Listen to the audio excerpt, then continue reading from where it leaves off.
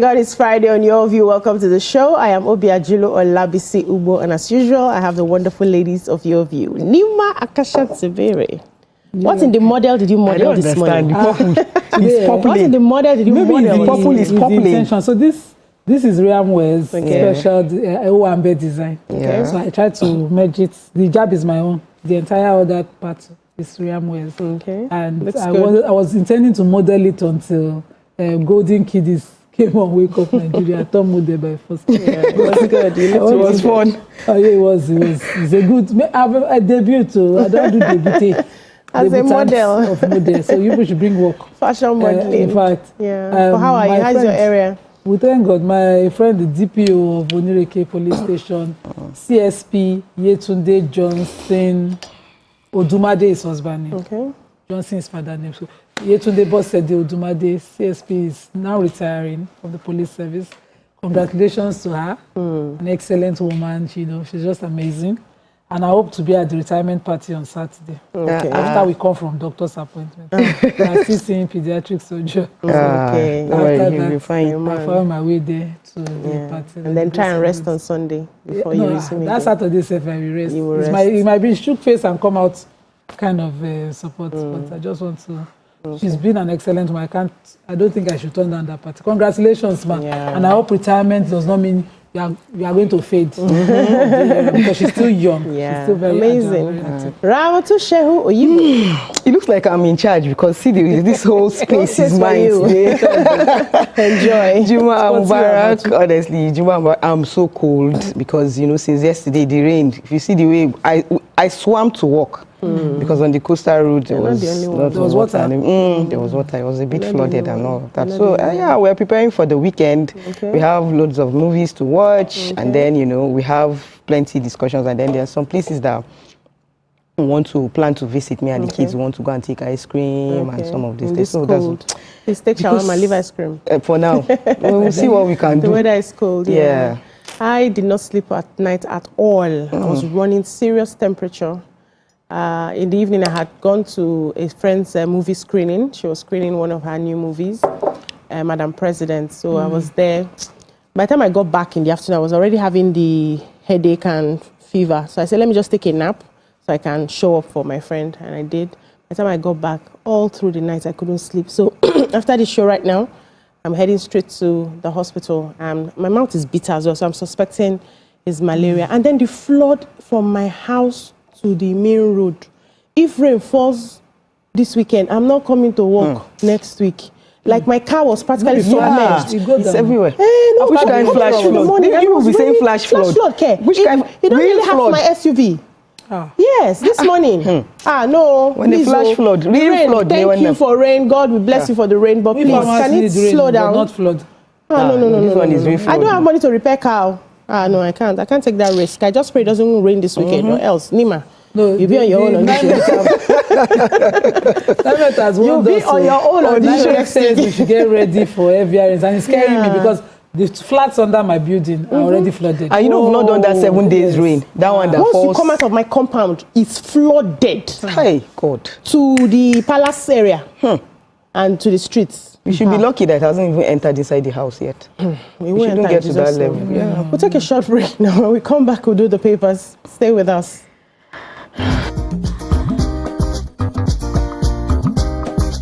Stay tuned. Your View will be right back.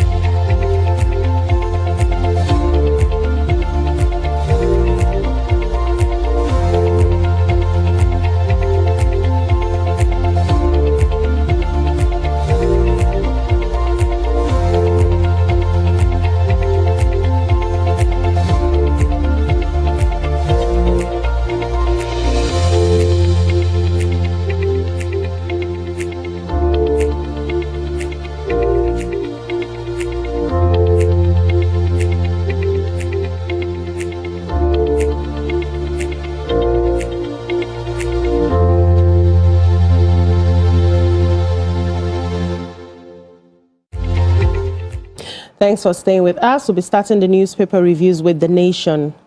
Major headline, convicted ex-minister forfeits more multi-billion naira assets. Here we have West Africa's biggest lithium firm takes off in Nasarawa. Afrexim Bank commits $25 billion to Dangote refinery expansion.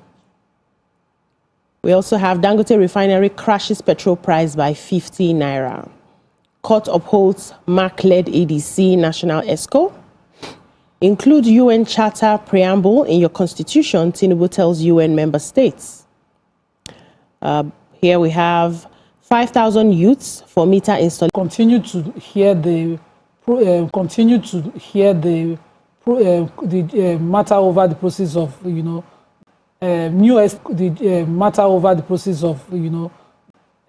estate Ugwamrimi in and a mansion at 11 Mistra as well, and another mansion at 13 Mistra Street, Wuse, Abuja, and the AUA Plaza at Wuse, Abuja as well.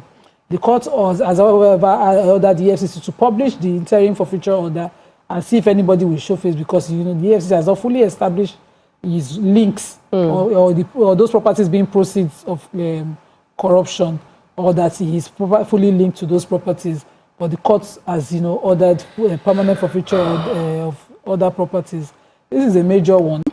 As a reflection of confidence in Nigeria, in the state, and the revolutionary reforms initiated by his administration, the Vice President said it represents confidence that Nigeria is ready to participate in the global minerals economy that creates jobs, builds skills, strengthens local enterprise, and expand our productive base.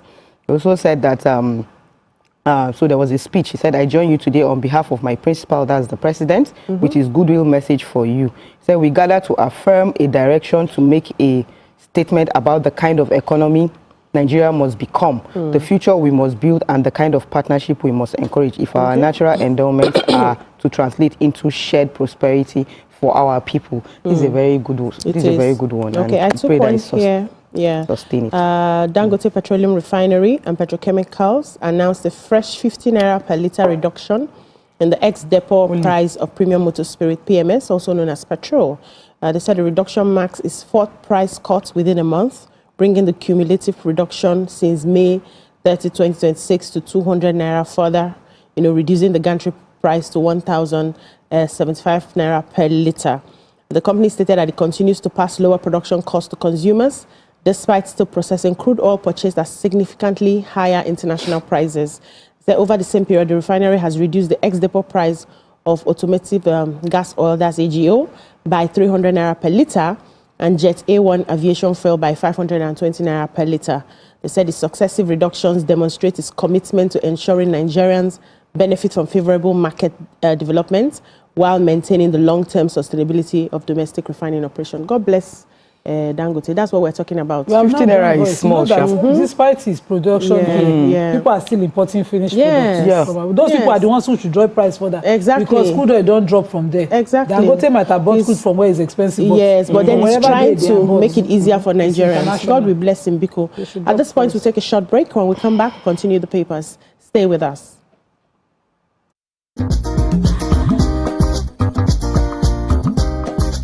Stay tuned. Your View will be right back.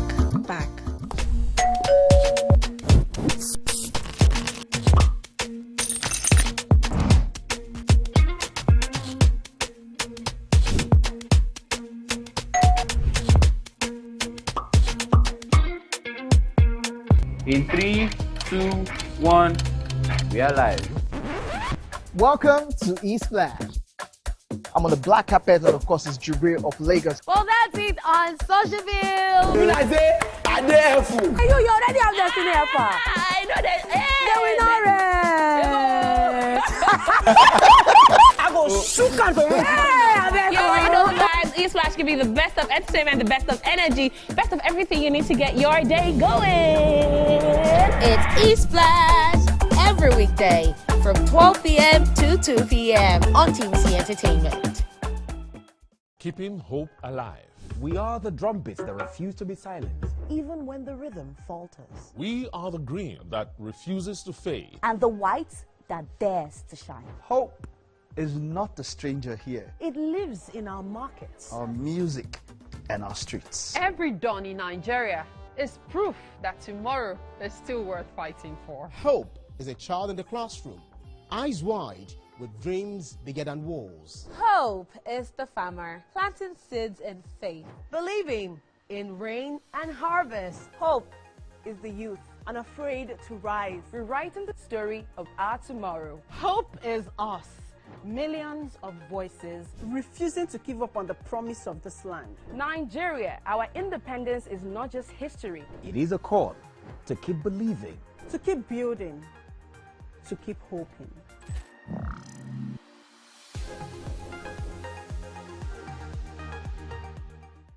Now hope, they carry us. even when wahala dey choke, we stand gidigba.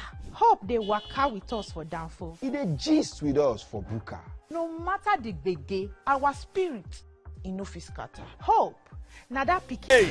And everyone walks away a winner.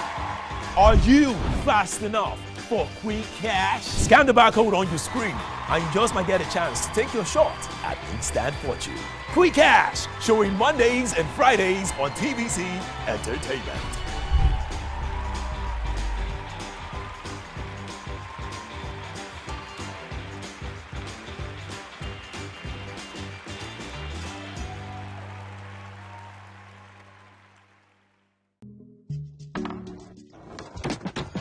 You guys, this was the gist about Irasta and Rema now. You day wine. It's all over my FYP, but me I don't know, Sha. Cause fake blogs yakpa. And if you ask me, it's giving sauce. Listen, I just checked the new TVC Entertainment WhatsApp channel like right now, and they just dropped the update. Are you for?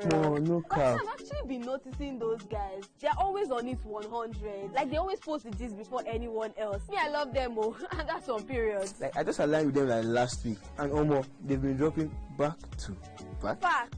I love how it's straight from the source. No cap, no fake news, just pure entertainment. I low-key feel like an insider right now. I know, right? TVC be cooking. Real talk. It's like Gist Express, premium gist on cruise mode.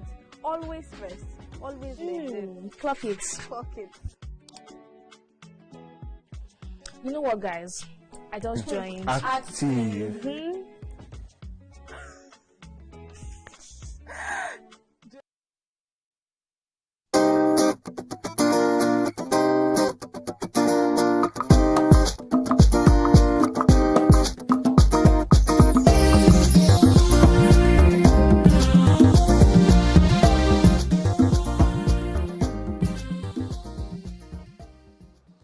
Thanks for staying with us. We're still reviewing the papers. The Punch now. Atiku vows 2027 fight as court clears Mark-led ADC. Despite xenophobia, South African investors pour nearly $1 billion into Nigeria. A PDP factions in fresh clash over INEC nomination forms. And finally, we have Dangote importers battle as petrol holds above 1,000. I have a story here. The federal government, in collaboration with the Lagos State government and the state's 57 local government council and local council development areas on Tuesday, launched the Adopt a School Snack for Thought, a PBAT Feeds initiative to provide nutritious breakfast meals for primary school students or pupils. The program, introduced under the Renewed Hope National Homegrown School Feeding Program, was officially inaugurated at the Lagos Island East Local Council Development Area Secretariat. So it says simultaneous launches were also held across Lagos' 3 senatorial districts, covering the state's 20 local governments and 37 LCDAs. Then it said, designed as a public-private partnership, the initiative seeks support from corporate organizations, development partners, philanthropists, and other stakeholders to provide breakfast meals for school children with the aim of improving attendance, classroom concentration, and academic performance.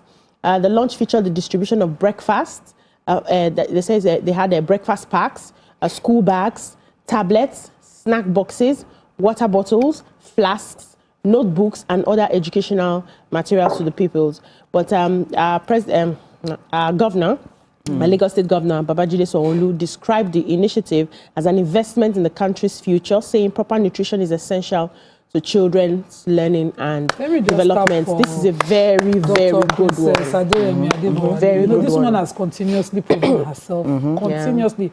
From when she was sole administrator at the LCDA, when she moved to special advisor on civic engagement, that was when we even met, when she did the pregnant women packages, you know, and you know, it required that they did the antenatal before they got the packages. Yeah. You know, I thought that was so impactful. Yeah, it and was. Then now with the national program manager, she's, you know, she just chooses to do things excellently, and it's commendable, particularly because she's a woman. Yeah, you know, just setting the standard. There's a way we think. Women always see it. We should celebrate that. Getting the kids to school, getting them to eat, everything to encourage, you know, education. This source at least contributes to solving our out of school problem that we've had. That's good. I wish a lot of people can take a cue from this and then replicate it in different states. Any other stories in the Punch? Yes, I have a joke to calm us down. So President Bola Tinubu yesterday, while he was making remarks at the presidential press corps dinner held at the State House Abuja, was doing protocol, and so he recognized all the dignitaries, and he got to refer to the First Lady, said, my wife. Senator, First Lady, Senator Luremi Tinubu, my wife, Iyalakara. You know, the president is funny. I swear, you know, I was saying to my husband this morning, we need to study how the president doesn't react to any kind of negative comment. Oh my God. You know, taking it as whether she was understood, misunderstood. Yes, so anyhow, it's okay. You know, it's just, you know, continue to do your work and move on. Yeah. Well done. Oh God. Yeah, so I have the story on xenophobic that's, you know, xenophobia that South Africa investors with Nigeria. They said the South African investors have channeled $983.83 million into Nigeria in the first quarter of 2026, despite recurring xenophobic attacks against Nigerians and other African migrants in the country. They said the figure represents a 90.31% increase from the $516.96 million recorded in the fourth quarter of 2026. And a 96.26% rise from the $501.29 million invested in the corresponding period of 2025. They said the NBS Capital Importation Report for first quarter 2026 showed that South Africa was Nigeria's third largest source of foreign capital during the quarter, behind the United Kingdom and the United States, accounting for 9.49% of the total $10.37 billion capital imported into the country. They said the latest inflow came despite renewed concerns over xenophobic attacks in South Africa, where Nigerians have repeatedly been among foreign nationals targeted during the periodic outbreaks of violence. This story is just to tell us that business is still ongoing, despite you know, all the whole this thing. Yeah, so let's keep it going. Let's move on now to Daily Sun. Court gives Atiku lifeline, affirms Mark Arigbesola as ADC leaders. Insecurity, poor governance, frustrating Nigerians. This is according to the CBCN. Federal government secures 1,721 terrorism convictions through mass trial program. We also have insecurity. Oba of Benin curses criminals. I would like to hear that. Then Afenifere calls for speedy passage, review of state police bill. A certificate forgery, lawyer group demands speedy prosecution of ex-minister. And finally, Dangote refinery cuts fuel prices again, signals further moderation. What do we have in the Sun? Oba Tokpe. He said. The Oba of Benin, Oba Eware II, yesterday invoked ancestral curses I join against perpetrators of violent crimes in Edo State across Nigeria, through traditional worshippers, including priests, priestesses, and traditional physicians. You know, this spiritual exercise followed the monarch's directive last Wednesday, summoning traditional worshippers of different classifications in Benin to return to the ancient traditional ways of addressing growing security challenges in the state. We are taking it then last week, and we thought it was just a joke. But the ceremony was done and aimed at complementing the government's efforts at tackling insecurity, which began, you know, with a procession of the Oba's Palace grounds, procession at the Oba's Palace ground to the palace main entrance gate. Of course, he was wearing the regalia. All the traditional worshippers were in their regalia, and it featured spiritual fortification of the land against banditry, kidnapping and other criminal activities. Okay. Man was small weary. You know, we don't want problem. The small that the Oba can contribute, we cannot give all of us weapons. Let's contribute. And you know, amazingly in the past, in the history, I've heard how this has curbed a lot of criminal tendencies. Yes, we need to go back to those times. Even if they don't want to go back, do your own that you can do. Don't come there if you don't want to get generational causes. Or turn to yam. Yeah, in your family. Rahma, do you have a story? Yeah, so I have the story where they said the federal government secures 1,721 terrorism through mass trial program. They said the federal government yesterday said it has secured 1,721 terrorism-related convictions since the commencement of its mass trial program in October 2017.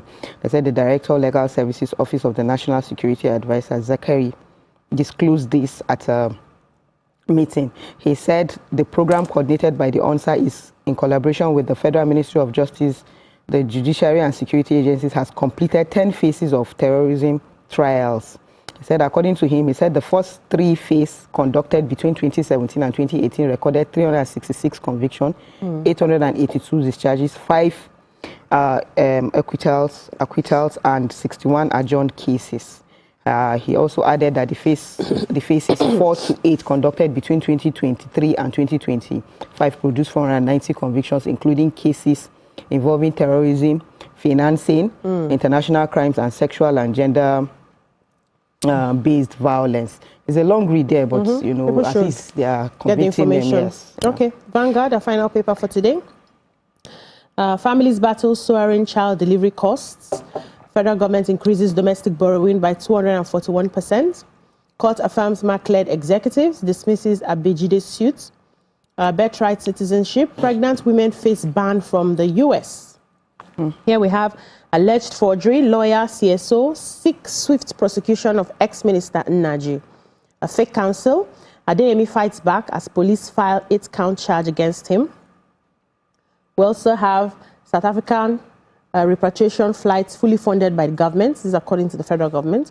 Adire not yet approved to replace NYSC Kaki. Youth Minister clarifies. Dangote refinery cuts fuel prices. We've taken that. US pulls troops from Nigeria after counter-terrorism operation. Well, what do we have in the Vanguard? You can go. I don't have any story. They said the federal government increases domestic borrowing by 241%. They said as part of the federal government's borrowing plan for the 2026 budget, the Central Bank of Nigeria has issued treasury bills to raise 5.8 trillion in the third quarter of 2026. They said the treasury bills are, so they're trying to describe what treasury bills are. They said treasury bills are short-term debt instruments used by the Apex Bank to borrow money from the Nigerian public on behalf of the federal government. They said CBN also uses treasury bills to control money supply in the economy. So we have treasury bills. We're going to have treasury bills so people buy so that the government can have money to. Okay. I couldn't find the story on the Adire ban. Suggestion, but I like that Vanguard captured it properly because it was just. Also going to talk about it. It's still a proposition. They should not think about it though. They should not proposition it though. Pregnant women that are now banned from entering the United States. Other plans considered by the president after the Supreme Court judgment that struck down his ban on birthright citizenship. The potential ban would mark a renewed attempt to restrict birthright citizenship, a practice that Trump's administration said allows foreigners to travel to the U.S. late in pregnancy to secure citizenship for their children. And this practice has existed before his government, but he will not allow it. He said that they will track down the number of babies born by foreign visitors and curb it. Well, okay. That's for them. Thank you. Exactly. That's all we can take on the newspaper reviews. When we come back, we'll move on to today's topics. Stay with us. Stay tuned. Your View will be right back.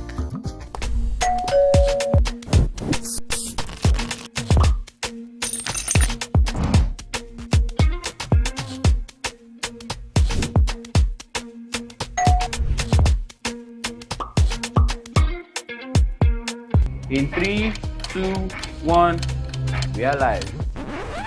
Welcome to eSplash. I'm on the black carpet, and of course, it's Jubril of Lagos. Well, that's it on Socialville. When I say, I dare fool. You already have Destiny Alpha. I know that. I go shoot for you. You already know, guys. E-Splash give you the best of entertainment, the best of energy, best of everything you need to get your day going. It's E-Splash every weekday from 12 p.m. to 2 p.m. on TVC Entertainment. Keeping hope alive. We are the drumbeats that refuse to be silenced. Even when the rhythm falters. We are the green that refuses to fade. And the white that dares to shine. Hope is not a stranger here. It lives in our markets, Our music and our streets. Every dawn in Nigeria is proof that tomorrow is still worth fighting for. Hope is a child in the classroom, eyes wide, with dreams bigger than walls. Hope is the farmer planting seeds in faith. believing in rain and harvest. Hope is the youth, unafraid to rise. Rewriting the story of our tomorrow. Hope is us, millions of voices refusing to give up on the promise of this land. Nigeria, our independence is not just history. It is a call to keep believing. To keep building, to keep hoping.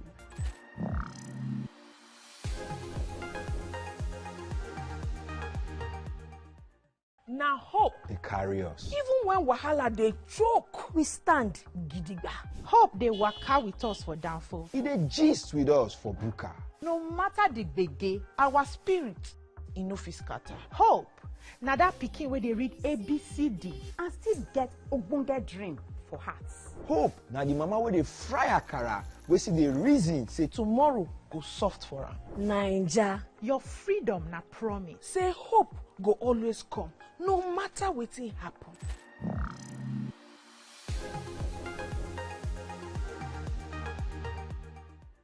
Think fast, play smart, win big. We Cash, the game show where every contestant gets the opportunity to win money. No long waits, no dull moments, just quick questions, quick moves, and free cash. Every second counts, every answer pays, and everyone walks away a winner. Are you fast enough for quick cash? Scan the barcode on your screen and you just might get a chance to take your shot at instant fortune. Quick Cash, showing Mondays and Fridays on TVC Entertainment.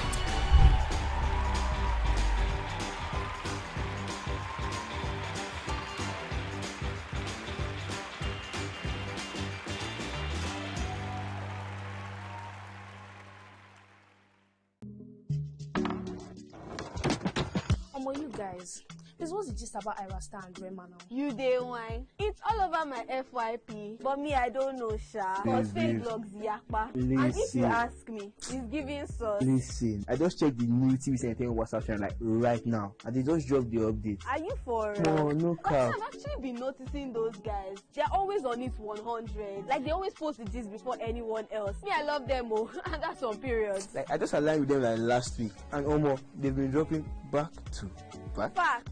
I love how it's straight from the source. No cap, no fake news, just pure entertainment. I low-key feel like an insider right now. I know, right? TVC be cooking. Real talk. It's like Gist Express. Premium gist on cruise mode. Always first. Always legit. Clock it. Clock it. You know what, guys? I just joined. Active.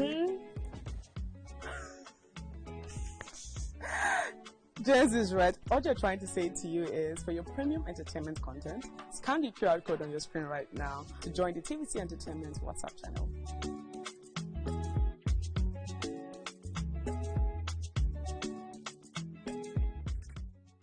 Imagine a country with over 300 plenty languages. Why you go the only focus on Yoruba, Hausa, and Igbo? Where we get a common language, where they unite everybody from Oga to even Madam self, and every person where they for street. That's now why we they introduce you 89.9 Yanga FM, the #1 urban pidgin radio station where they unite us all. From the award-winning breakfast show, Waiting Day, with your brother, your friend, Wale Po. Everywhere. Oh, Papa. Gen Z, it a job for this This is not Cruise Express. And this go be the best 4 hours of our life. Country people, make una join us. Aww. Now we be what's up, Naija crew. Now we they give you what they sub for inside we country. Yes, so keep it locked. You've got me your papa. Why you not gonna make younger? How do I holla? Now here we dey settle all the matter. Okay, now whispers be that. Make I just be the last sensible voice where you go hear. Now we be 89.9 Yanga FM.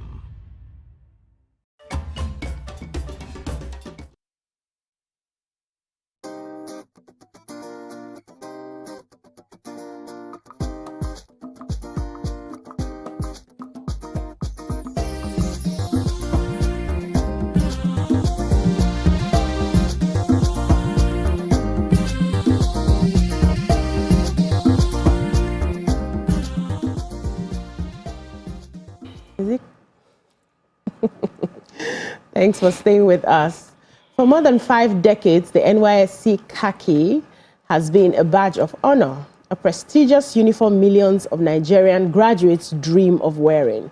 It is one of the few symbols that transcend ethnicity, religion, and region, reminding every core member that they are first Nigerians. Now, the Minister of Youth Development, Ayodele Olawande, says the khaki should give way to adire as part of reforms to promote, excuse me, local industries and support Nigerian-made products. While supporters see it as a bold step to boost indigenous manufacturing and celebrate local creativity, critics argue that adire is widely identified with the Yoruba culture and should not replace the uniform of a national scheme. It is appropriate for a cultural fabric closely associated with one ethnic group to become the new identity of the NYSC, or are Nigerians overreacting to a reform that is simply about supporting local production?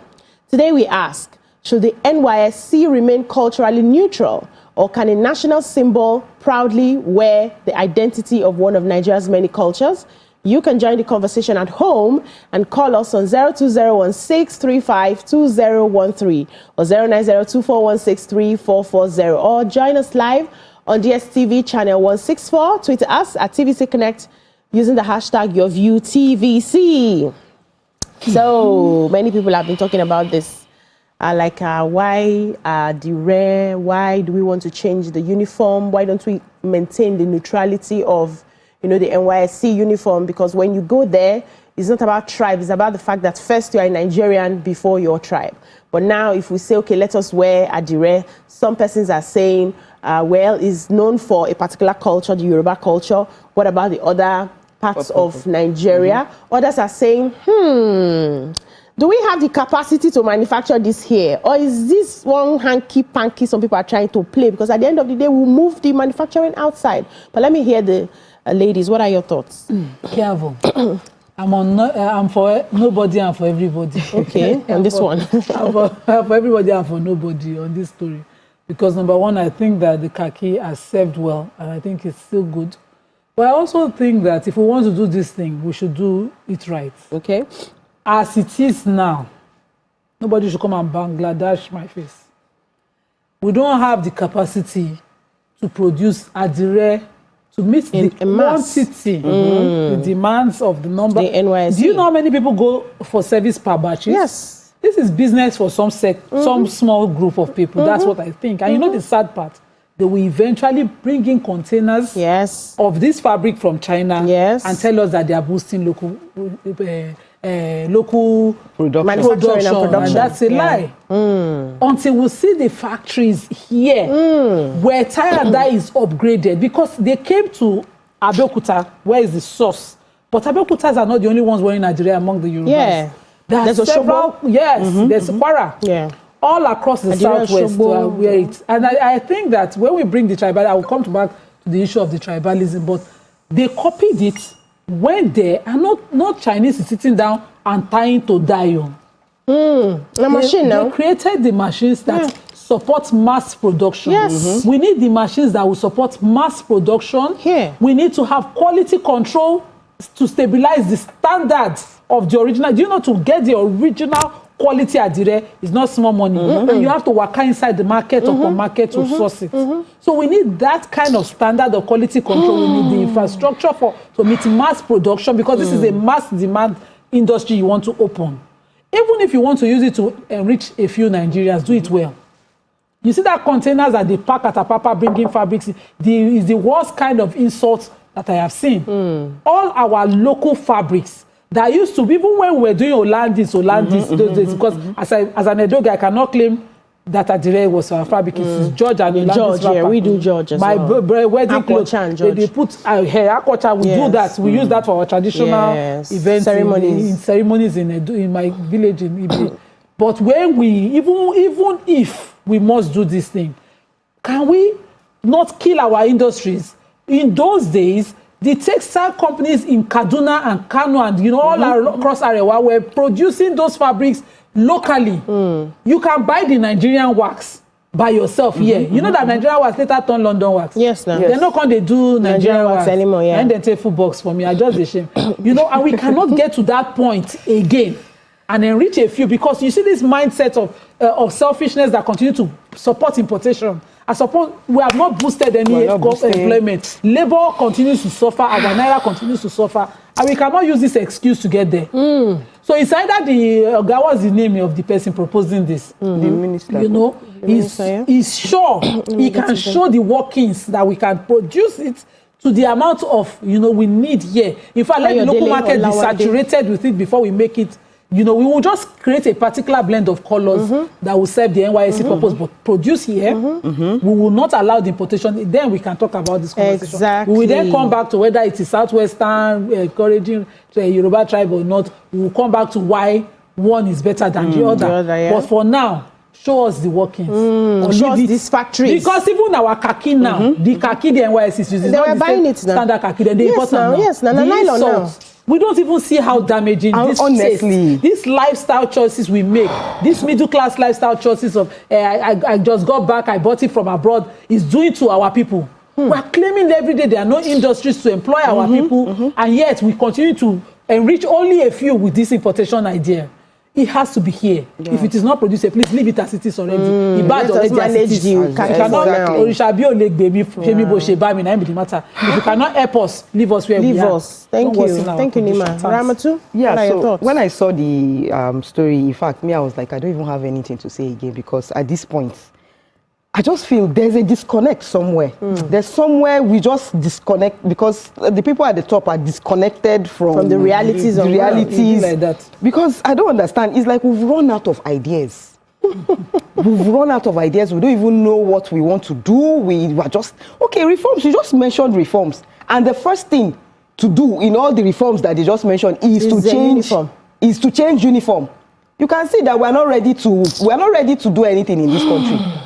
Where the industries are going to produce these uniforms? I said I import the one. In fact, the uniform changing should be the last thing. Before we even think of whether Adire or whatever, it should be the last thing. Like I mentioned the last time, I say infrastructure, where people are going to stay, the people that are going to gather, the NYSC people who are going to gather in one place, how are they going to live? How are they going to feed? How are they going to hostels? Their hostels and all of those things. You have not done all that part. You have jumped from there to Adire. It should be the last thing, honestly. So because now this Adire thing, means when I just heard of the Adire thing, I'm now like, is it the small, even it's not all of us that like to use. It's not all of us that like to wear Adire. I know of a lot of Northerners that don't like to wear Adire. Do you understand? So if you do that, how all the other people that don't want to wear it? And I think he needs to have youth on his table when they are taking decisions. Because you are taking decisions for the youth. Do you have? He needs people that will be advising him. Put them on the table. Gather people, external people that will come. Yes, come and sit down and arrive at decisions with you. Because your decisions on these things, clearly, it doesn't look like it's going to favor the youth themselves. Because all of them have come out. I've seen a lot of people talking online, saying also different things about this. Do correct reforms. Let's start seeing the most important ones before this one, honestly. So I don't know. I don't even know what to say, honestly. That's what I also thought. We like to put the cart before the horse. We don't like to solve issues from the roots. We're always on the surface. Surface as a way of, hiding our plans, as far as I'm concerned. This is my personal opinion. Because this is very, very intentional, that that money will just enter the wrong hands. Like Nima rightly said, number one, we do not have the factories to manufacture this Adire that you are proposing. where are the factories in Abeokuta? I do adire business. I have two fashion lines as a matter of fact, and I know how long it takes us to source for good adire, even with my own designs. It takes us weeks because these people they're just in small clusters and they're doing it by hand and they're doing it one at a time. So where are we going to manufacture thousands and millions of adire? That means somebody is planning to move this business out of the country. They don't secure contracts. Exactly. Somebody's signing contracts somewhere now that Chinese people will now start producing adire for us. How does that develop our country? That is one. Two, I use adire. Most of my natives are adire right now because when I was creating my second fashion line at Dahaba, you know I'm Yoruba and Igbo. I had a fusion of my aquacha. That's from my own father's side. Then adire, my mother's side. My mother is Ekiti. And then a couple of maybe jeans or something just to modernize it a bit. And I know that adire is not something you can wear daily. There's a respect that fabric carries. Now you're going to be putting NYSC people for 6 weeks. How many adire are they going to get? A year. For a year. So how many adire are they going to wear? That it will not, the quality of the cotton. What quality of cotton are you going to use? With wear and tear, adire tears very easily. I do the business. I'm talking from experience right now. So it's a fabric that you pamper to wear. And you want them to wear it every day for one whole year. Is it sustainable? Nima, help me here, please. Okay, so to support the argument of local... Let's go on a short break. When we come back, you give me your thoughts. Stay with us.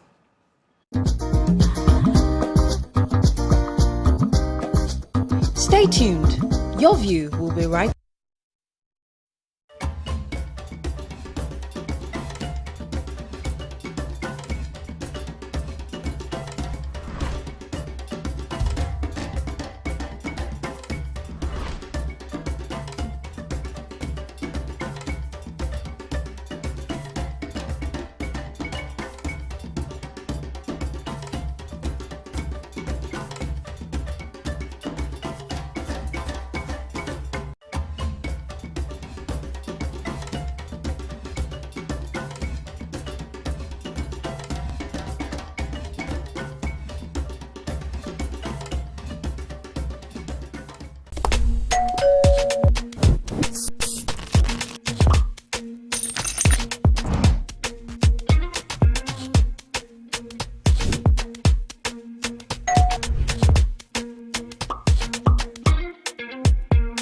In 3, 2, 1, we are live.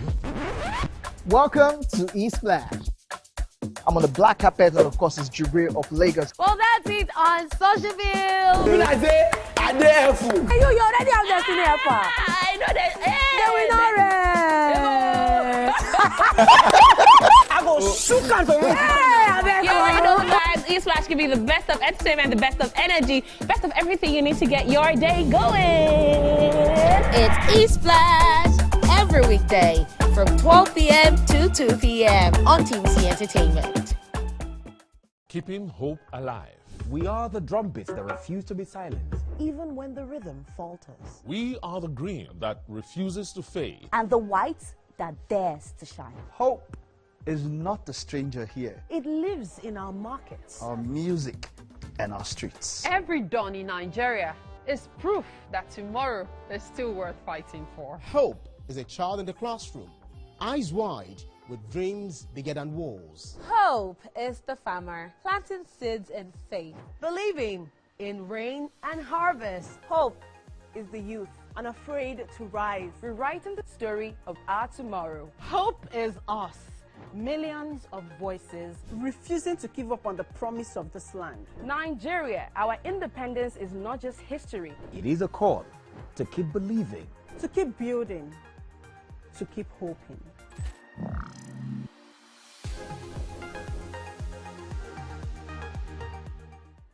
Now hope they carry us. Even when wahala they choke, we stand gidigba.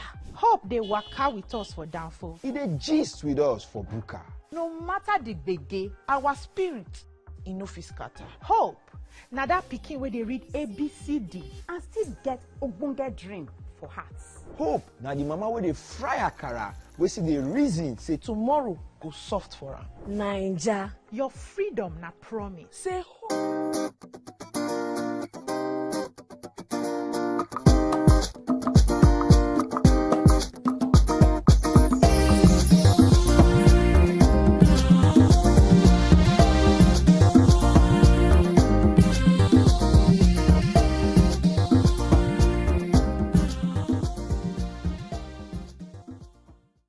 Thanks for staying with us. Flood and traffic dealt with one of our ladies, but we're glad that she survived and she's here with us. Stop, Emma Kajige, what happened to you today? I came from Ibadan yesterday and I spent less time than coming from Agodo to Lagos Island. Wow, it was really, really bad. The flood, cars were breaking down, and you can't, once car breaks down, back up or hold up. You can be seeing where you're going to, but the car is stopping you from getting there. But I'm happy to be here. Topic is interesting. Yes, it is. So we're talking about, you already know the topic, whether we should use adire or not. I don't even think they're asking us this question. I think they've made up their mind. No, it has not been concluded. It's a proposition, yes. So let me debating. Yes. So you're asking if it can be a daily way. Yes, but let me hear her initial thoughts, then you respond to me. Oh yeah, I heard you. I actually believe adire can be a daily wear. Okay. I think it's even an appropriate daily wear for our weather. Okay. I strongly think that we need to also use orientation camp season and the year or year and a half now of service to deepen the love and love of country in the hearts of our young ones. Okay. And majority of our population right now are pre-NYSC. Actually, the median age of Nigeria is less than, like 15, 16, which means that like half of our population are pre-NYSC. Yeah. So it means we can actually use NYSC to transform Nigeria by changing how well they love Nigeria, how they carry the pride of Nigeria. So they are when adire, like, this is adire, let it be something that is affiliated to our culture that encourages it. I mentioned when I just came in there during the break, that there was a particular copper that was serving here in TVC, and she came to this office, and I saw how our khakis were looking. It wasn't khaki, obviously, it was nylon, yes, and it was not well sewn. I'm like, even a tailor that just did 1 week training can do a better job than what was. And I said, is this what they gave you? Are you sure? I did a video and I did not have the heart to post it because I love Nigeria so much. I didn't want to rep Nigeria on my platform. But it is extremely embarrassing for you to sign up to serve your country and the uniform they give you doesn't speak excellence. Okay, I agree with you there when you talked about helping our young people have love for their culture. One of the reasons I got into the fashion industry was because I was trying to see how we can make a change so that even in our companies, we can wear our traditional, like Ankara adire, normal for work, and then step down like Fridays, like how Ramatu is looking with the English wears, you know. But is this something we're struggling with? Because I travel and I see many countries where they are proud of their national attire. You see the Arabians, they wear their jalamia in their pants on Mondays and all of that, right? But my point is, at the detriment of what are we sorting are we helping our young people understand nationality? Are we the ones producing? Do we have the capacity to produce this adire? Or we are enriching other countries in the name of we're trying to, nationalize and make our young people understand our culture? Is this the first step in our reform right now? Do we have that capacity? I want you to respond. Oh, okay. So I think any country... we have capacity if we are interested. For this adire, we can produce enough adire if we are interested. So it's a case of, I know in Lagos they have like this hubs in every local government. We've had them come here talk about how they have empowerment hubs, and then we have so many coppers. Sewing is not rocket science. We also had a Osun State then under Aregbesola signed a contract with a particular, I won't mention the name of the company, a fashion house, and said they will produce all their school uniforms in Osun, employ Osun people, gave them land, they built the factory, and they were producing all the uniforms. So we have enough high capacity. If even Abba can produce, produce all the sewing for every copper if you give them the contract to do it and empower them to do it. Let power be there. And we can have that kind of hub in like all the 6 geopolitical zones. And they will produce it. So each state can decide to say, my color is this one. I'm going to produce my own fabric to suit. They are called, you served in Middle Belt, where their stuff is red, they have red and black, they have white and black. So if I am from Benue and I go and say, or I'm not from Benue, I serve in Benue, and my copper uniform is made to connote Benue's local culture. I will live there. I'm now an ambassador of Nigeria, an ambassador of Benue. So we can all this thing can work. Okay. It can, but it would take the minds of our leaders not to take the company or the contract to the fastest solution. It's not fast solution. It needs to be a sustainable solution that encourages the economy of every location where they are. We shouldn't be bringing coppers uniform from another state to eat a new state. Another country to a new. It should be made in the state, not even outside the state. Ogun State produces for Ogun. Lagos State produces for Lagos. Yes, I agree with you. And I also add something to that. But let's take this call. Toby. Toby, good morning. Tommy, good morning. Good morning. Good morning. Okay, good morning. My name is Tony, not Toby. Okay, Tony, good morning. Yeah, good morning. Okay, I'd like to do a quick contribution. Go ahead. Yeah, good morning. I'm with you. Okay. First and foremost, Auntie Tokpe. Yeah, good morning. First and foremost, Auntie Tokpe, should it be Adire? Considering the fact that Nigeria is a multi-ethnic country, questions will be asked. My people from the east, where I am from, why not the Isiagu? That's why I said that. I already mentioned that middle belt. Like my lawyer friend has asked, my very good lawyer friend, I've forgotten her name now. Nima. There was a question she asked. Yes, the production.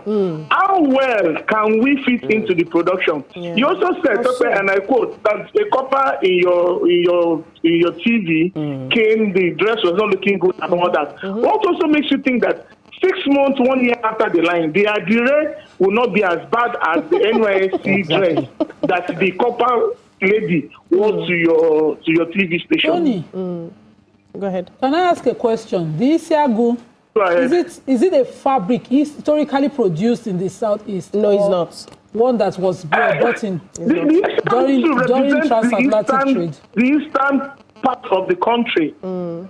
But it's not original to us. So there's something about... Yes, it's a fabric. It's a fabric. Now for me, let's maintain this our normal NYSC clothes. It's even important too. It's important. And make it better. Yes. So the lady that went to your studio, permit me to say, it's not our fault. The production, the standard has reduced. When we served, it was pure khaki that they gave to us. Yes, I remember. Our white was very pure. Even the crested NYSC was very pure. But unfortunately, the level of production and substandard material used for all these things are bad. It's not even about the uniform that is the thing. The camps, the food that are given in the camps, the boots, the safety of the coppers. So, in fact, there's a lot of things that the government needs to do. It's not just even about the fabric. It's not even about the rest. It's about safety of the core members. This is now civilian. Thank you, Tony. I was asking, I said, do we wear that boots on Adire? Oh, so I was going to answer on the issue of, tribalism on this. Okay. We should be proudly Nigerian, no matter where the country comes from. Yes, and let's be careful when we take history. I'm Benin. George, they know they produce George. The only fabric I know they've ever produced is that aquacha. Yes, because we have a tradition. They weave it. Yes. There. Yes. I know my grandma was. My mom kept hers. I didn't get mine because they don't weave for my time for marriage. But they give it to a bride, and they have certain traditional rights. But it's woven by us. It's woven here, yes. The Adire fabric is actually a tie and dye. Produced historically by the people in Abeokuta. They wear it for every day. The women who wore it then wore it for everyday thing. But what do we do with our Ankara? It was imported. Transatlantic trade before colonialism brought in George. He brought in wax. So even our waxing, they do. I have a friend, the Otorimo family. They used to do the waxing back then when we were little, but not every of those wax materials were done here. Before we want to discountenance it because it's a southwestern fabric. I would proudly, daily, every day as a corporate wear Adire. Of course. I have made it in different ways. I wear it, I fold it back, just the way they do bottom box. You square it back. When you turn out a wrapper, it's well. We have the quality that we can use, and we should stop the tribalism. If they pick from anywhere in Nigeria, proudly Nigerian, I will wear it. The problem now we are going to go into is that if people continue to look at it with this small mindset of tribalism, they will now water it down. Okay, so it is not. Hold on, I'm not finished. This is not something that we should, totally discount in as no matter where it's from. If we have local production of any of the even inherited proud standards of fabrics, that's the aquacha, the isiago, and all of that has been accepted by certain tribes, but can be locally produced here, because that velvet over which the original isiago is not here. Thank you. Don't have the fabric here. Therefore, that collect human being for our ancestors. Yes. So please, let's be careful what we want to adopt. Even if we have hold on. Even if we have adopted it, it is not original to here. What we are saying is, let us create something original to here. And if you look around, hold on. If you look around all of our fabrics, it's only Adire right now that is original to here that we can do here. But let me take this call and I'll come to Ramatu. Portuguese brought some of this fabric. We have IJ. Good morning, IJ. Oh, sorry.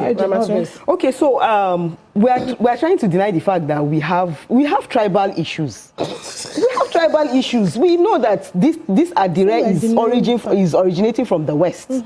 I will tell you categorically here that in the north we have the Fulani attire. That Fulani attire, we are the ones that make it. Yes, and it is very strong. So why are you not considering it? No, you are the one to speak for it. So why are we not considering it? So to me, the Adire is purely tribal. Hold on, can they make regular outfits from that one? Yes, they can make anything. You don't know. You can make anything. You can even make, there are some threads that they use. You can make from there. It looks like our aquacha as well. Yes, it's not like aquacha. Have you seen the Fulani attire? No, it's a very quality. It's woven. It's woven. Yes, it's like the aquacha as well. So if we can, this argument. So what I'm saying, wait, hold on. So at the end of the day, if we are going to do that, we are not promoting the national this thing, because everybody wants their own tribe to be recognized. We are going to. So that's why we should have the conversation. Why don't we continue to have the khaki?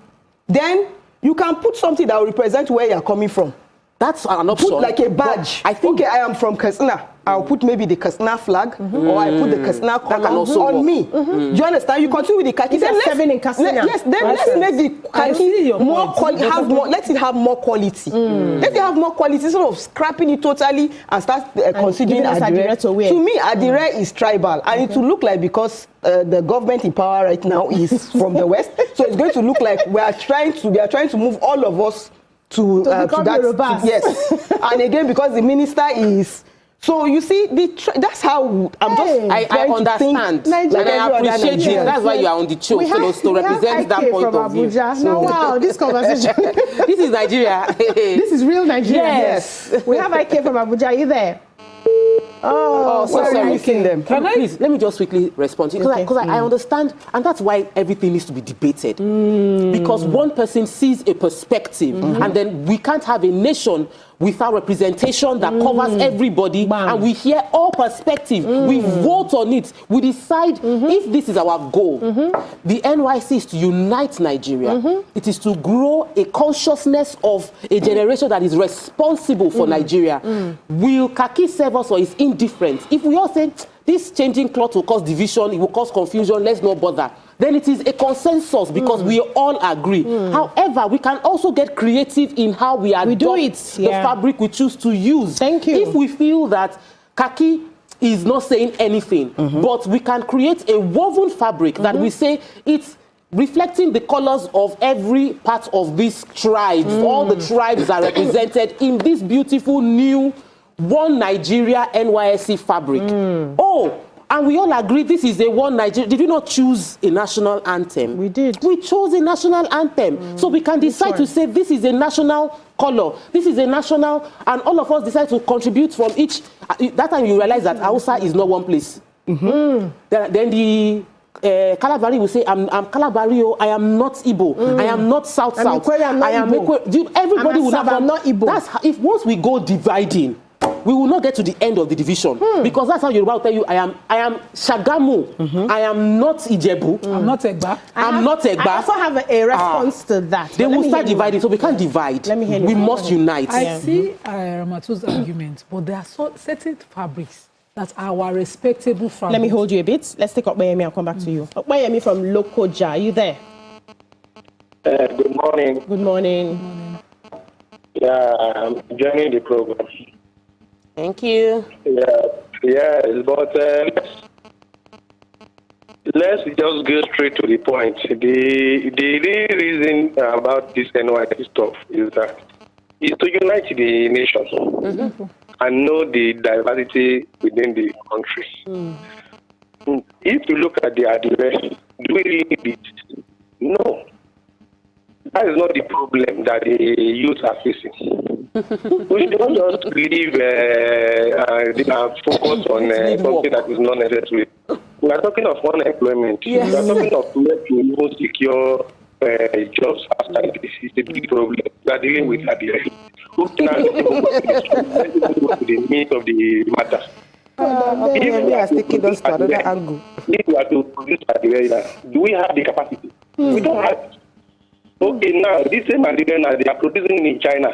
Are we going to import from China? So now, what is wrong with our khaki? Let's continue with our khaki. Depending when we can produce our own khaki back. We can actually. So, the number, I just checked now. The average number that we have for NYC per year, per annum, that is it goes 300 to 400,000 per year. But when we look at what is the impact of these people to the country, or that is to the we don't see much because people are still trying to start with. Because the aim is defeated. And I want to use this medium to even ask, is it possible that they find a way of paying this money as a whole sum? Let's say, for instance, now, instead of paying this 70,000 naira minimum, what is it called, the alawi, can they just find a way of, okay, after finishing this 1 year, take this 300,000 naira and start something? Instead of giving you 70,000 naira when you go to a particular place in Taraba and WhatsApp, and use the 70,000 naira to even rent accommodation, pay for transport, and then you still come back. What have you come back with? Nothing. I think you are still looking for job with nothing. Can't you just look for you saving this money for these guys and just say, okay, I'm giving you $1 million. Go and start something. Thank you. We got you. Thank you. Anima, you were saying. So there are certain classes of fabric. As an Edogi, I don't want to see George on any copper. Don't insult me. Yeah. I don't want to see Damas as a regular. That's our unique standard. So I understand Ramatu's sentiment of tribalism, but you see, as Tokwe explained, it's only going to further divide us. Yeah. As I am now, I really do not care if it is Adire that is the national color. Now somewhere from Nigeria it be. Yes, before we start to here. see Ankara from somewhere in Malaysia as our national color, make una get sense. I don't want any problem with any. I don't have any problem with any tribe being the color. But you see, when we say Katsina must have a color, this must have a color, this must have a color, it's only going to further divide us. But there are certain classes like the Akwacha, I would hate to see it on a copper inside bus ready bitter. No. Because on the day you call ceremony, you want to chieftaincy me. Yes, I will not wear the same. I will not wear the same. You reach my thought to collect everyday wear. What is the title Oni gave this man now? Something comedian. If they now want to give me the Boroseke of the Oba of Benin, I will now wear the same fabric. NYSC. Upon injury. I will not. So Adire has been won in history by the Abeokuta people to farm. If you go to Kwara, they tie it, they make male clothes out of it to farm. It's been our most common fabric. There's no insult. It's not a chieftaincy material. If they want to collect chieftaincy, they will roll out Ashoke. Imagine Ashoke. Because they want to national insult upon injury. We will not allow. You know? So there are certain classes of fabric. But my point is, if you people now insist that this is our color or something you want to do, maybe per state, as Tokwe said, because to encourage regional production is that each state has an industry the size that can cater to the coppers they roll out every year. Yes. Copper per batch alone is enough. It's over thousands of batches, talk less of per state. So let them roll out what they want. So I can say Abia State, we our own Adire or whatever our local fabric color will be is green blue. The other people will mix their own red and something. Like the way they paint cars in different colors. And so it will be known to have been produced in that place. Yes. But let it unite us. Let it not divide us. Let me take this call. Phillips from Delta, and I will come to myself. Come back to yourself. Phillips, are you there? Yes, very much. Thank you so much. Good morning. I was so desirous to make a contribution in this, and I thank God I got through. I thank God I got through. Okay. See, you have analyzed it in thoroughly.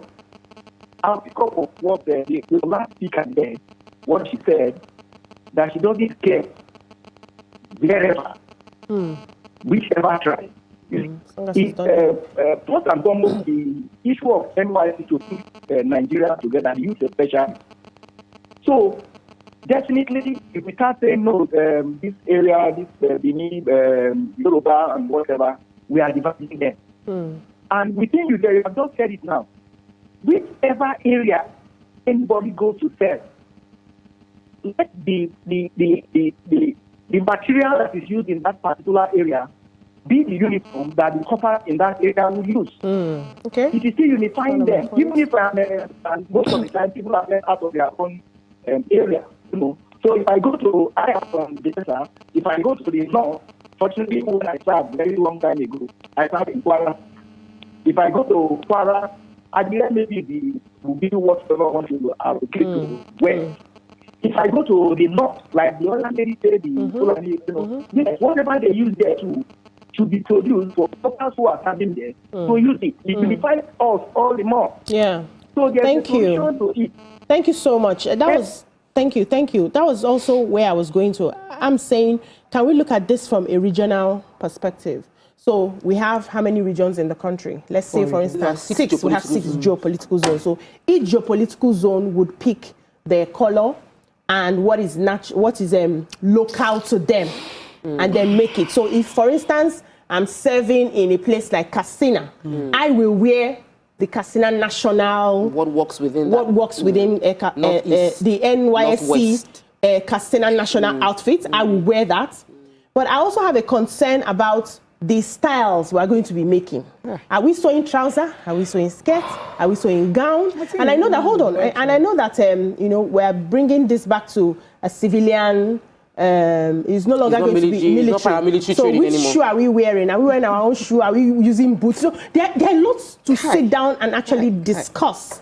And that's why I'm going back to what Tope has said, that for this sort of decision, before you just put it blanket, you have to sit down with all the stakeholders and come to an agreement to say this and this is what we have discussed. We'll look at all the options. This actually works best. So if we look at all of these things and then we'll ask ourselves, how do we now produce? Whether we're still retaining the kakio, because I know it's heavily imported now. How do we bring the production back here? What are we doing with our prisons?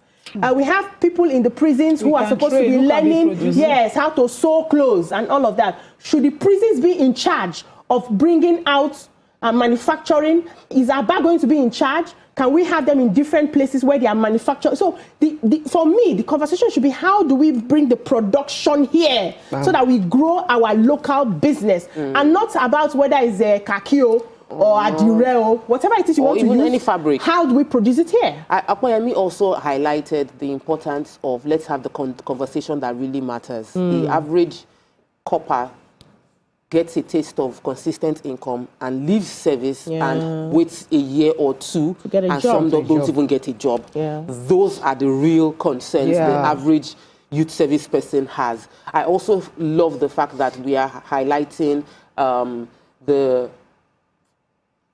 purpose of NYC. You see, when we understand what we want to achieve, once vision is clear, every other thing would align. When we know what our vision is, this is what our vision is. Our vision, khaki made sense and boots made sense because it was paramilitary training. So that was necessary. Now, if we are doing civilian, what are the skills we want to churn out? If I'm not going to be rolling in the mud, I don't need to necessarily wear the boots. I can just wear sneakers. And for uniformity, we always have like, okay, everybody wear black or everybody. Sneakers. So that the purpose is the main thing. Once we have purpose and we know this is what we want to achieve, then we rally around, there will be no abuse when, because abuse is abnormally using something. We don't want to use it abnormally. We want to use it appropriately. Every other person, the North would rally around it because we are all aligned towards achieving this particular goal. But there's also the fact that, but when you go from state to state, the buses have different colors. Yes. Even in Lagos, if you drive away from mainland, you enter island, your bus is white. Different color, yeah. In mainland is yellow. Delta is blue. Every state has different colors. So we can actually make this local to the state level, but more importantly, let the impact of the coppers, let the economy of NYSC retain and reflect in the states. Let it not be imported. Let the shoes produced in each state. Let it be a way to generate income for the states. Revenue. It will go a long way. Let me come to Ramatu's final thoughts. Yeah, so I don't think this decision is the right decision right now.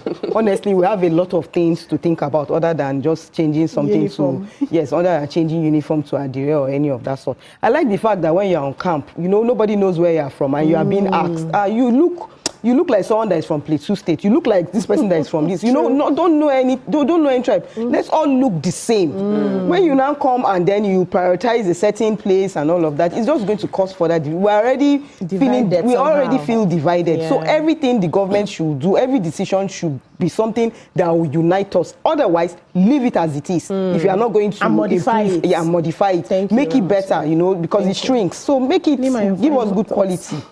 It's sad that we don't see the serious problem of mindsets, low self-esteem among our youth. Nobody wants to be Nigerian proudly. It's only when they are trending, when the ovation is loud. After God was taking something. Nobody knows and loves the history of our people. The country. The pride that was known. Nigerians did not have even the money that we have, that they're siphoning presently, when they were proudly Nigerian. When people would put in their part, Tope would do our own, Amatu would do our own, and everything would come together and be proudly Nigerian represented. We need to get back there, where people are proudly, not until we cross Atlantic, we now see our brother, once he's black, he's Nigerian, that's my brother. When we can be Nigerian, even here and proudly so, and would, carry that pride, and we will not save. If government, for instance, pays us a lump sum of 1 year payment as capital that can help us start a business, and all we can think of is how to use it to do bank balance to Jackpa. We'd rather go and slave in any country, anywhere in the world, though. We would rather go and slave than be here. That lack of hope, I don't think we should be in that place. If it is renewed hope that is the agenda of this government, they should renew the hope. Let every Nigerian see hope in being Nigerian. No matter how difficult it is, let us be able to see that light at the end of the tunnel. And I think if this is what it is driven about, putting the infrastructure in place, stop importation, nothing that is going, that we are doing now, that is helping us around the NYSC. How come that khaki is not coming from here? Exactly. So we can, if once we can do everything here, we can proudly be Nigerian. Export even our own. That's where we should be looking. I absolutely agree with all of you. All your points are valid. I just want to say, like Ramatu said in the beginning, we have bigger fish to fry when it comes to NYSC. Fry fish, head of fish to fry. When it comes to the NYSC, we still need to sanitize the place. We still need to make the hostels comfortable. We still need to provide toilets. We still need to ensure that these people are sent to places where they can actively serve. We still need to modify everything around the NYSC. I think the issue of uniform should come last. After we have sorted out the main things concerning these young students who are graduating from school, then we can now go to, okay, are we changing uniform? Are we not changing uniform? Let's take it one step at a time and see a proper reform in the NYSC so that we don't discourage a lot more people from, serving their country. That's all we can take on this particular topic. When we come back, we'll move on to another topic. Stay with us. Stay tuned. Your View will be right back.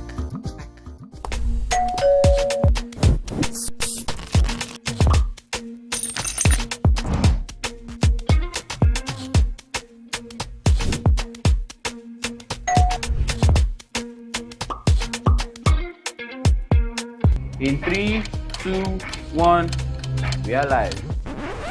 Welcome to E-Splash. I'm on the black carpet, and of course, it's Jubril of Lagos. Well, that's it on Socialville. When I say, I dare fool. You already have Destiny Alpha. I know that. Hey, I go shoot can for you. You already know, guys. E-Splash give you the best of entertainment, the best of energy, best of everything you need to get your day going. It's E-Splash every weekday from 12 p.m. to 2 p.m. on TVC Entertainment. Keeping hope alive.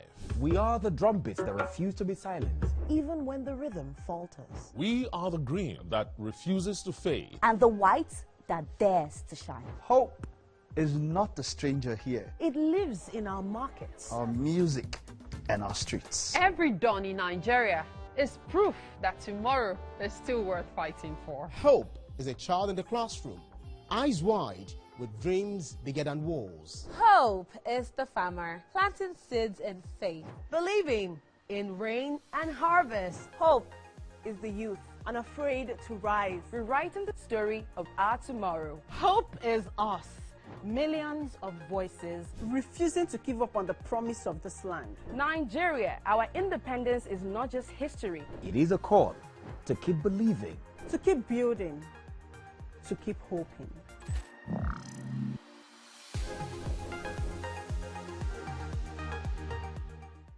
Now hope. They carry us. Even when wahala dey choke, we stand gidigba. Hope.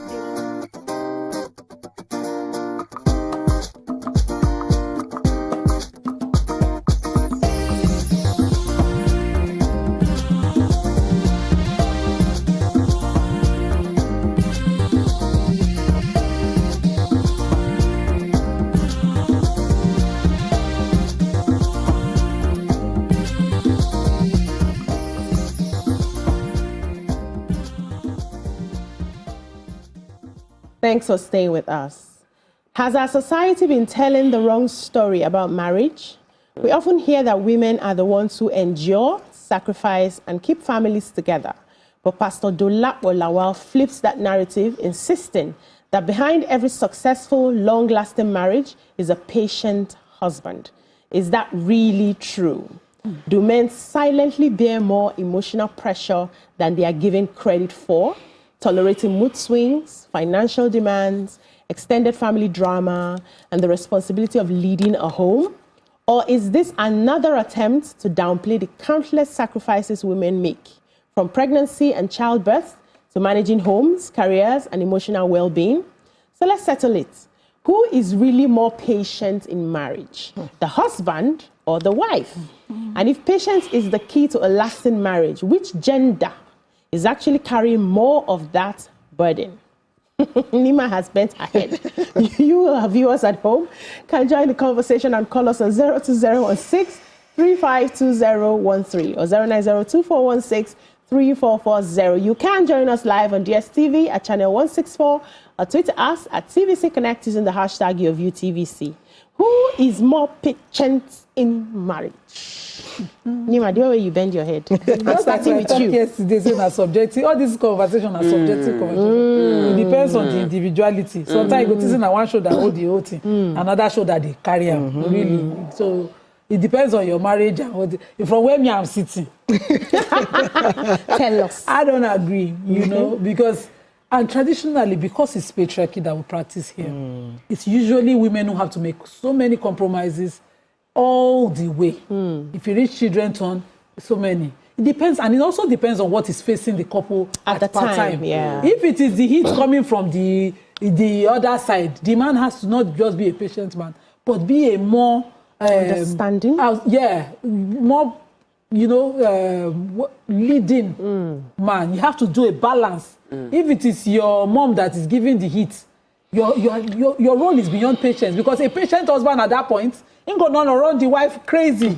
She go mad, And if it is the wife's family, because I have seen where a wife's mother continue to transfer her trauma to her daughter and hurt that marriage. In fact, whenever me and that guy spoke, it broke my heart what he was dealing with, because this guy came with a good image of what his marriage would look like, and he brought his commitment, and the wife is successful, but the mother continued to remind the wife that success is my work, and you must not give it, and you must not fully commit to your marriage, and continue to wedge a war between them. So at that point, the girl's patience, because she kept saying, hey, calm down now, calm down.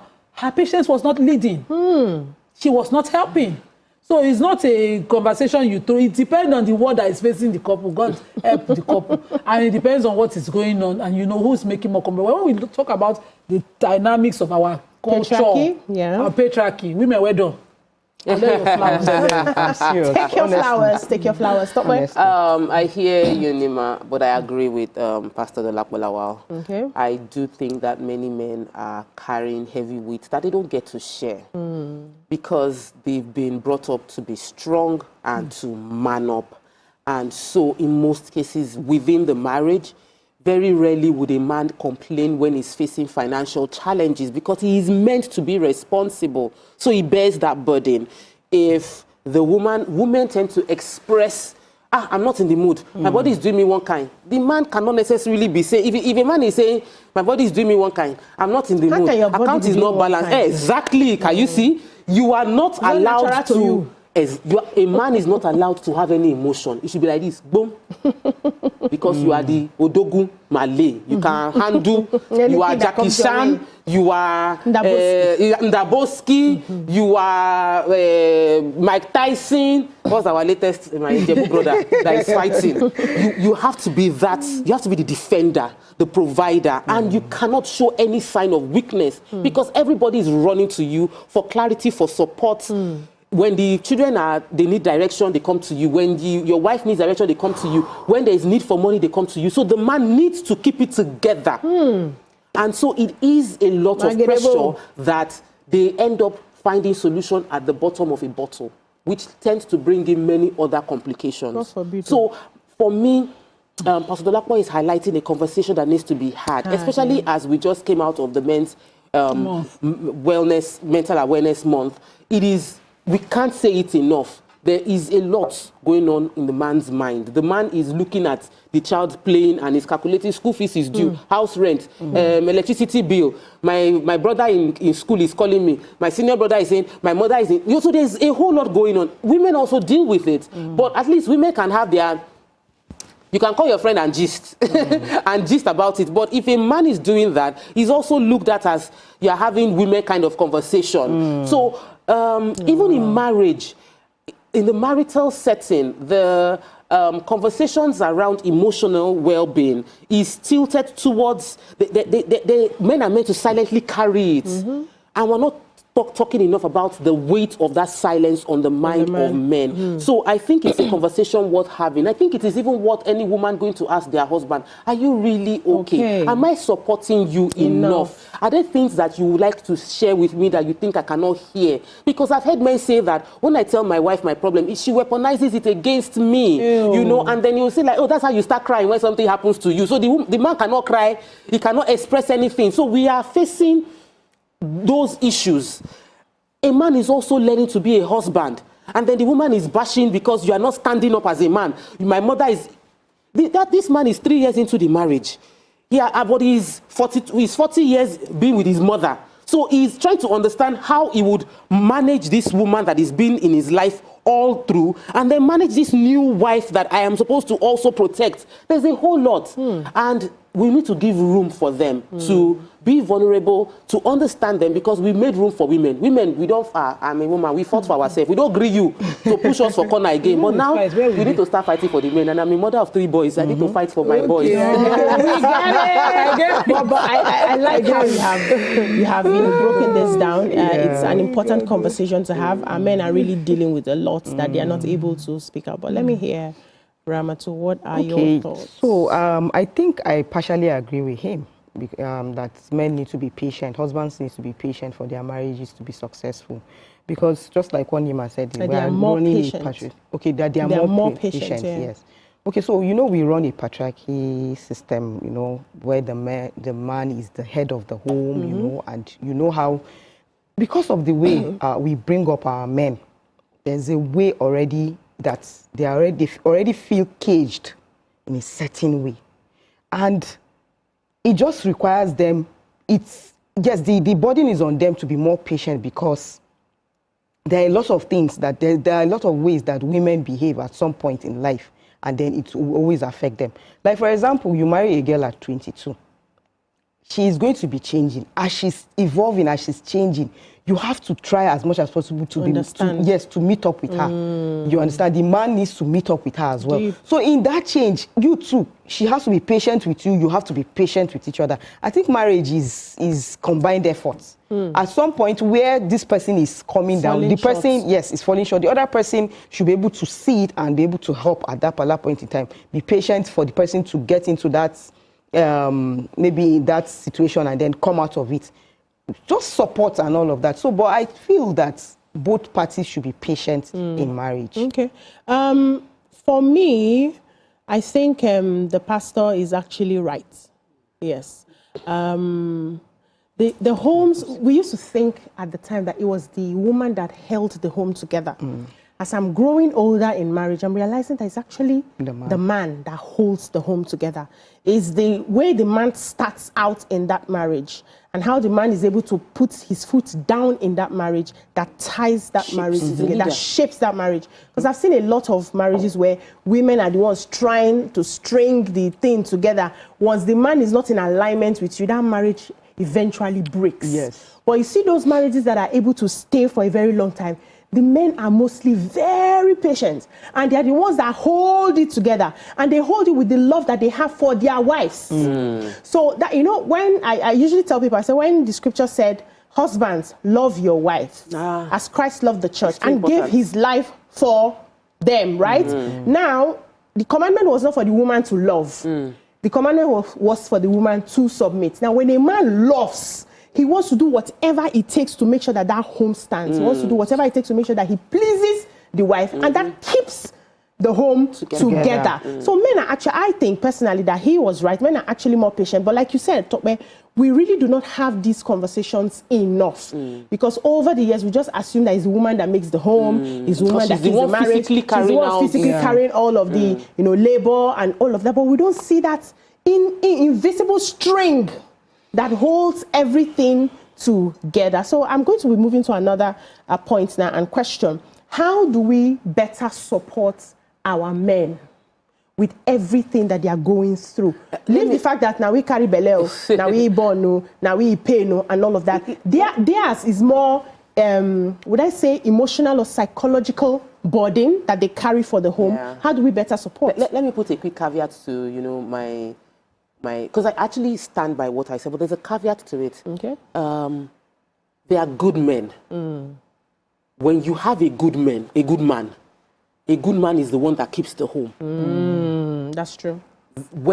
For those that have the misfortune, because I know there will be one or two women watching me right now, and they're like, they don't understand what you're saying. You don't understand because you've had the misfortune, and I'm sorry for you, of marrying a bad man. Because a good man would ensure the home is protected. Yes. Will carry the body, will hold it together. A bad man, he will leave the wahala on the woman all through. And if we don't make room for this conversation, some bad men can actually get better when they realize what huge burden they are leaving on the woman. So it is important that we balance it out. But if you have a good man, you let the man know this is a problem. He will sit up and say, I did not know. Yes. I'm so sorry. You know, it's my mother. I didn't know how to help it. It's my sister. I cannot send her out. So, you know, so you then are brought in. But we don't even have the conversation because we end up talking to ourselves, women to women, and they are also in the same bitter relationship. So it spreads around. So I just wanted to put that there because I know that, and it's not like I read any comments. It's not your comments that is getting to me. But I just realized that I did work counseling, marriage counseling yesterday. Okay. And the marriage counseling, He cancelled you. The marriage counseling I did yesterday, it was heartbreaking. And he's a good girl that has found herself in a bad relationship. You know? Bad marriage. Okay. 2 children down the line, paying rents, paying debts for the man. Yes. So for me, as I just remember that story, I just had to come back and say that when you get good man, yes, the man is carrying burden. But if you have a bad man, you are carrying both of them together. You know, so it's just... I wanted to go back to, you know, the way our marriages are. It's not a woman's world here. It's a man's world here. Yeah, it is. You leave your family, your stability, your normalcy to go and adjust to a normalcy somewhere. I don't know about you people, but in the what I'm used to, you probably even end up in a family house. You're learning new languages, new cultures. My sisters speak Ijebu and Yoruba more. We were at a family, we were welcoming our new wife who is from our place. My cousin married from our place. And my sisters were just wrapping up in English and PG more than they could and dropping more Yoruba than they could in. I decided deliberately to not drop any language except my language at that sitting. I saw the struggle. It's been years. The first one to get married, although she's not the eldest, is over 20 years. And that was not the instruction in the Bible, though. No, but that's how it's been. Then you go there, you're not just adjusting. If they have a function in their place, you're at a place you've never been. You've never been. You're adjusting. You're constantly on your toes, pleasing people you would rather just walk away from. No, you can't tell me it's a man's patience. I'm not talking about other things that this is not about a man's mental health. You know why women have to find ways to live? Why we gossip at the salon? Why I have best friends for every emotional category? Because you are constantly facing things you don't know. You want to be at a family event. Trust me, if my friends are at a family event, eyes are talking. When we are doing family something. Because one in-law can be giving me drama and they don't even get it. My friend will give me eye, will make me smile through it and move on to the next thing. I'm supposed to react. So women are constantly in that place. But a man is in his house, used to his mom, used to his sisters, and bullying. When they go to your own mother's house, your mother is constantly trying to please in-law while you're still being a daughter. It takes more for a woman to build a family. When you talk about compromising, patience, learning, letting go, removing I, it takes more for a woman. A woman sometimes has to even remind family that, see, I've achieved so much. You see, the woman said the woman is boasting. Because you are just another woman in the family. Oh, Jesus. We married before you, now you be first. If you like get PhD, be the VC. There's something about being a woman in this climate that demands more of you. And to water the conversation that is to say the men are more patient. A man is a man. If you come from work, you enter house. No, men are patient. No, my husband is patient. If you know patient, requires patience with his partner. A woman requires much more. Yes, with every other person. Yes. That one you enter that one. You're demanding to be a woman, daughter, daughter-in-law. Yes. You're right. It can be you if you don't have an escape. You don't gossip. You don't even within your family. You have to gossip your daddy and mommy. Yes, now you have to survive. It's a lot of work. It is. A man can just say, I'm not in the mood. And he will move on. I had a family. These are in-law. I'm the elder one to his wife. He insulted me. When he insulted me, I thought family would crash. If it had been the other way. Everybody move on. The way everybody move on means if I move on. You know why I move on? Because the wife was outside saying, everything, you want to cost my home. Wow. Didn't she have to compromise that insult? And I know this is wife, because I know the hierarchy of seniority in the family. She would never do it to me. But it was under a situation I was panicking because I thought her life was going to go. And the husband could not handle himself. He insulted us. Now me patient joined the wife patience. To make family work, please. We have a caller from Ogba. Ola, good morning. Hello, good morning. Good morning, sir. How are you? We're doing amazing. You guys are doing great job there. Thank you. But this is a wonderful topic, and I really want to contribute. I'm a first time caller on your program. Welcome to the show, sir. Welcome, sir. All right. I just want to say this issue, the character of this patient is the character that both husband and wife really need to always exhibit. Yeah. Okay. For success. That is it. It's for both parties. It's actually for both parties. It is good that when the husband is up, when the husband is angry, the wife should not say anything. And it's vice versa. Another time when the wife is raking, when the wife is really angry, the husband should recant. There is this Yoruba adage that says, it means when one is good, the other should be a sheep. And that is how a marriage can work. That is how we can actually have a successful marriage. You guys are really doing a wonderful job, and that pastor that actually reads it. You see, a woman that gives his husband problem every time is actually reducing the lifespan of that husband. Yes. And that is why we have many landladies here and there. Many landladies. If you are giving your husband problem, you are just, you see the pressure on men. There's a lot. Much. Pressure on men. A responsible man. An intentional man. Yeah. A responsible man, an intentional man. Problem, the pressure on us is much. You have to settle with the views. I'm feeling for you because I totally understand. You know, one of these studies I do from time to time, I actually started realizing that men are not as emotionally strong as we are. And I think it's how our biology was, you know, done, how God had wired our biology. We are stronger emotionally in terms of the capacity we have to carry. Yes, we have more coping mechanism. We developed it, and it's, you know, it's better. So when you now get into a relationship with a man who they are still trying to understand how it is to deal with a woman, deal with their mother, deal with the sisters, and then you are giving them problem from time to time, it's sort of like he rightly said, reduces their lifespan. But let's ask this question. And I like what Nima had said initially, which is men are more patient in between husband and wife, but the woman is patient with everything surrounding the family. You are patient with mother-in-law, you are patient with sister-in-law, you are patient with brother-in-law, you are patient with cousins. You are depending on how large that family is. But the man does not have that patience for your own people. If you really check, it's also one-sided because there are some scenarios where it's the other way around. You know, this is not.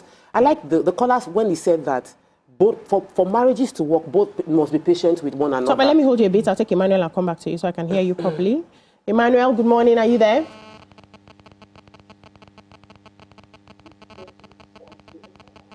Good morning, Emmanuel. Okay, please go ahead. I feel that both must be patient with one another. In my own case, my husband had to be patient because my wallet is plenty, and I know. You might see all this two girl, Jesus girl house is inside the house.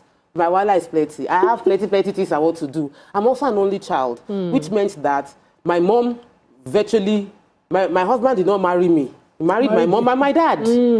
So in many scenarios, you might say that he's had to be patient. And my mom, if I feel like I am a handful, my mom is a handful. My mom is bucket full. Even my mom. Even my dad is a patient man. When I see the drama, when it happens, because my mom is from Ekiti. So let's put it into perspective. What you do about Ekiti, my mom is full-blooded Ekiti and an Aries woman. An Aries join. So my husband sometimes, when my mom does drama, my husband will be like, Tokpe, if not that I love you, I love you. He loves my mom. He will say, if not that I love your mom, your mom is a handful. And that is it. He has to accommodate the fact that this is now my mother. Yeah, family.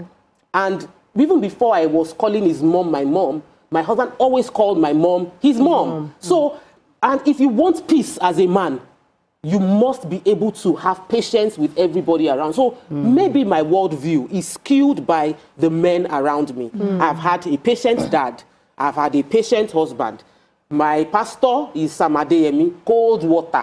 You know, so all around me is a very, very soft, patient man. So I actually might not see what other people might see what they are going through.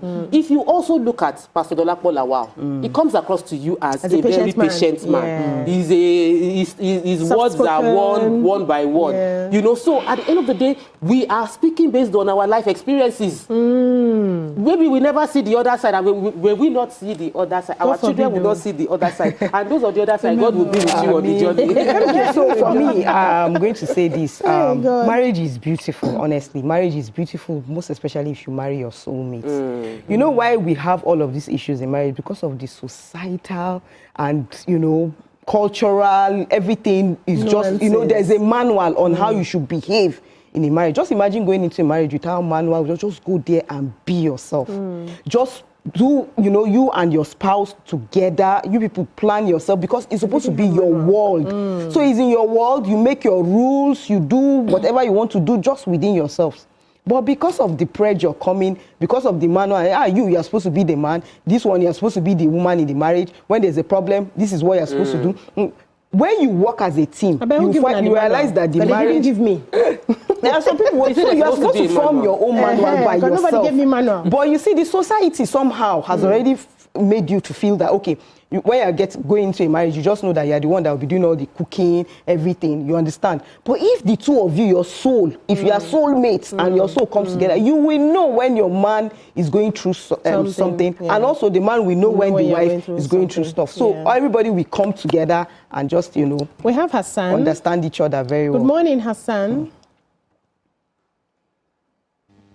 Good morning, Please, Hassan. I have something to say. Please permit me to comment about the first topic of NYC. Okay, sir, go ahead. What I'm saying, please. I voted for Bola Ahmed Tinubu as my president, and I have respect for him. But I can see that president is surrounded by people with no idea about Nigeria. This NYC matter, they started with us. I can see a misplaced priority in this setting. First of all, they started with national anthem. It's not our priority. Now we are seeing the uniform, we are seeing the NYSC. Please, if you have somebody, a civilian that wants to head the NYSC side of our governance, please and please do it. Don't go on destroying a very good structure that was built based on national unity. NYC is meant to foster national unity. This issue of uniform, this issue of adherence, you are bringing tribal issue into national consciousness of people. This is not right. Okay. Please, let government put much more effort on things that will foster our unity and things that will strengthen our development. Okay. Because what I'm seeing here, I'm seeing interest of some people, and they are now creating bad blood for our president. If they have nothing to offer, they should resign. Whether you are a National Assembly member or a minister, if you have nothing to offer, please resign. Okay. Stop distracting our attention. Secondly, about this issue of in-law or no in-law, it has to do with the man and woman. Okay. Let's pray to be good men and good women. Good women. That's the most important thing. Yeah. In everywhere, there must be a problem. You can have, a man can have bad in-laws, a woman can have the same thing. Wicked in-laws. You understand? Pray for the best. Good morning. Good morning, Hassan. Very, very, very spot on. Yeah. So, time has really gone. Before you know, time has gone. Oh, wow, that's true. So I just want to get a final words. Just one second, because people talk a lot on this table. When I say final words, Nanima will give me 5 minutes. So final words on this marriage thing. How do you think we should approach issues like this when it comes to marriage? Who is more patient? Who is not more patient? How can we work together as a team? I don't believe that was a general statement, and we've established, Okay. I particularly like as Tokwe, use personal experiences well, I saw my dad extremely patient with in-laws, but because it's a man's house, when marriages, the compromises are usually more on women, which is what I emphasized on, women having to do more. If you fail to do more, that marriage might not make it. Because, and we are Muslim women. Forces that will pull it apart. The man go marry your assistant. Go marry second wife. If you have a WAEC, na PhD, they go take, shut you up. And the woman will come, while you're the one still working at the foundation of that marriage. See, men joke with, a woman, a impatient woman. If a woman suppresses emotions in marriage, health issues come up. Yes. We see women deal with a lot of health issues in their old age, autoimmune diseases and all of those things. Which is why they are looking for outlets, you know. But in the overall, just as Hassan said, be a good person. Be a good human being. Can we all just be good persons, decent people, considerate people, and compassionate? Whether na your soulmate you catch, you catch another person. If you have catch somebody, be good to them. The person you have catch, just be kind. You know, if you like, don't catch your soulmate. Let your husband not stop you from meeting your soulmate. Yeah, my husband used to say one thing to me, say, Nima, calm down. I won't use you reach old age. I want us to grow together. The way you are doing, Nima, calm down. Because truly, if I don't calm down, I just might not be there in the old age. You know, so that's really it's the basics of everything. We are doing life together. We want to grow together. Top where? Ah, wow. 1 second. 1 second, I would just say that please let's check on our men. Check on your husband. Ask how they are doing. Ask how they are doing and tell them, please say it. Don't think I would use against you. Don't think I would say you are weak. Please feel free to lean on me because you also want it to be a both-way relationship. So you are supporting one another. Okay, for me, in marriage, I think everyone should work as a team, not against each other. Decide together, put the home together. It's your home, it's nobody's home. So if the marriage is successful, it has to come from the two of you. So the two of you must have one mouth and, you know, talk in favor of your marriage because it's your marriage and it's your life. Thank you so much. Every external thing blocks. I'm afraid to ask my husband, how are you doing? Because you say you are always asking for money. That's how I'm doing. Madam, can you use your own money? But, you know, it's important that from time to time we check on each other. We used to do something, and I think I have to reactivate it. We write every 3 months. We write out what is working and what we think is not working and what we can adjust. And then we sit down over dinner, just go to a restaurant, sit down, and then you check your list. I check my list. Okay, you are not doing this one. You're not talking to me again. You're not doing this. You're not doing that. And then we find a way to resolve it. And, you know, we've been progressing. We're getting there very soon. We'll be clocking decades in the marriage and all of that. But I think we just need to care for each other. Yes, just need to care for each other. And when we do that, we see that we have happy marriages. And it's most important for our children because they are watching. They are seeing our marriages. And it would, you know, serve as a template for them tomorrow when they are getting into their own relationships and their own marriages. Thank you so much, beautiful ladies, for your wonderful contributions. Today, that's all we can take on the show. We'll see you again tomorrow for Saturday Pidgin Your View. And then on Monday again for your English. Bye-bye now.